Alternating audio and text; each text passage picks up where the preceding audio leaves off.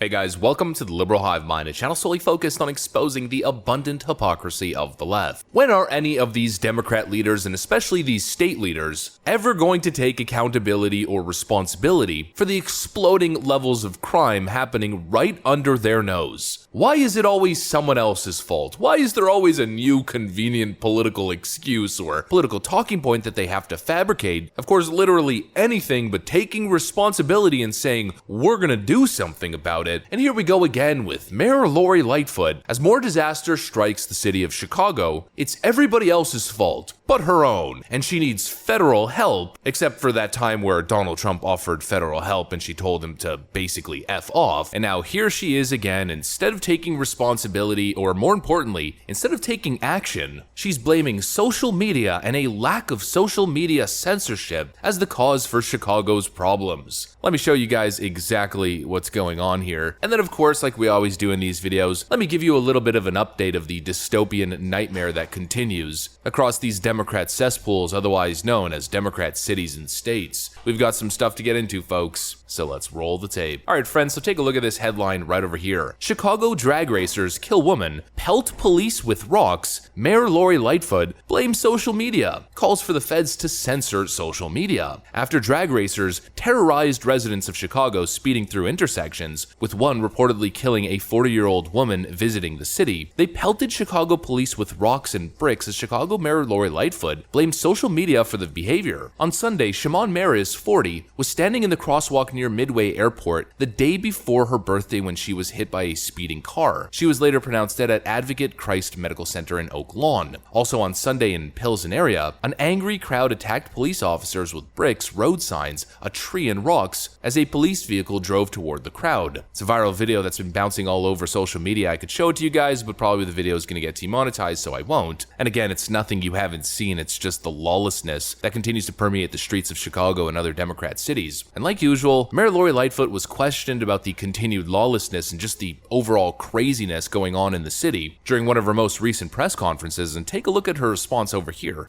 I think the lack of responsibility on the part of social media companies, who absolutely know exactly the kind of things that are being posted, their failure to be proactive in addressing these issues, to work proactively with law enforcement, is an absolute abomination.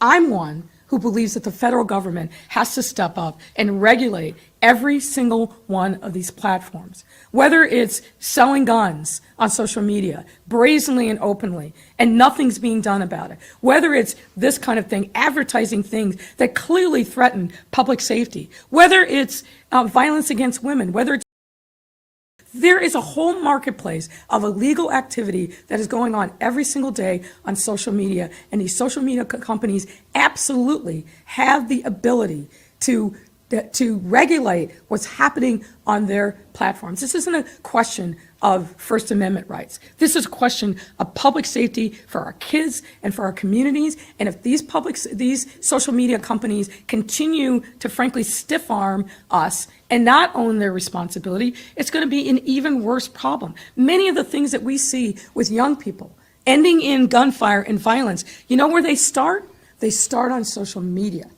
They start on social media. And the other corollary to that is, and again, this is where I think this interim commission can play a really big role, people in the community see it and know about it.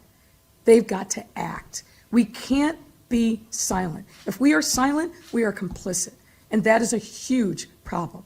But social media, for all the good that it does, it is a huge challenge for public safety. It's a huge challenge for our democracy, and they need to be held accountable. This, folks, is not leadership. This is called scapegoating. Does she have an argument that social media companies should be going after drug dealers and criminal enterprises that are operating essentially with impunity on their platforms? Absolutely. Is that the cause behind Chicago's massive crime surge? Absolutely not. But this is exactly what Democrats do. They take something that kind of makes sense, and they use it as an excuse or as a scapegoat. Oh, it's not my fault. It's actually social media's fault. And what we need now are massive task forces that are cracking down on social media users and censoring these criminals. And of course, we all know where that's going to go, right? It's going to end up where it already is. Instead of focusing on criminals that are using social media platforms as a vessel for their criminal activities, they're probably just going to keep cracking down on, random conservative soccer moms who posted hateful and misinformation memes. But that's another conversation for another time. The point that I'm getting at is social media censorship isn't going to fix Democrat lawlessness in Democrat cities. Not to mention how idiotic it is. If Mayor Lori Lightfoot thought that there was a big social media issue when it comes to Chicago crime, then why does she need the feds? Why not create a Chicago task force that cracks down on gang activity and criminal enterprises operating on Instagram, TikTok, Facebook, Twitter, and other platforms? Why not actually do your job? Why not take all of that money with all of the taxes that you're collecting and actually do something to solve the problem? No, of course not. That would be way too pragmatic. And we know Democrats, when it comes to pragmatism and solving problems, Democrats don't solve problems. They merely vent their frustration and blame somebody else. If it's not Donald Trump's fault, then it's Ron DeSantis' fault, then it's evil right-wing extremists' fault, or it's more right-wing misinformation's fault, and of course social media's fault for not doing something about it. It's never their fault. No, of course not. This whole thing is utterly ridiculous. You know what Chicago needs? Chicago needs to crack down. Chicago needs to not be losing 2,000 police officers due to general unhappiness and lack of support. Chicago needs to hire another 10,000 police officers. There needs to be police officers everywhere, and especially in specific communities. Oh no, but liberal hive mind, that's racist. No, people are literally dying every single night. A 40-year-old innocent woman was tragically ran over because you have criminals that run the streets at night, and you're not going to do anything about it. You're going to say, well, actually, the problem is Instagram, not cracking down on gun sales online. Stupid. There should be police officer presence everywhere. But instead, we know the reality. What the reality is, there's not enough police officers. Police officers aren't allowed to do their jobs, and the clear reality is that the night is totally controlled by roaming gangs of thugs. That is just a fact. You could walk around the south side of Chicago during the day, and most likely you'll be okay. If you walk in some of these neighborhoods at night, if you take the wrong turn, if you're in the wrong place at the wrong time, you will be robbed at gunpoint. Something is going to happen to you. These places become the wild, wild west.